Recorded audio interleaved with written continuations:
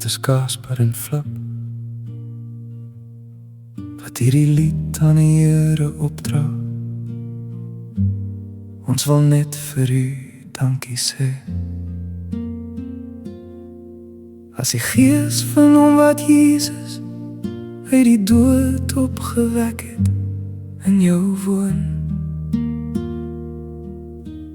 dan sal hy wat Jesus uit die dood opgewek het, dan sal hy julle sterwende liggaam uit die dood opwek.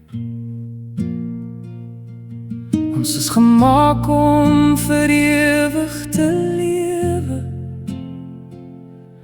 As ons laaste asem uitblaas hier op aarde, dan sal ons volgende asem teug in die hemel maak.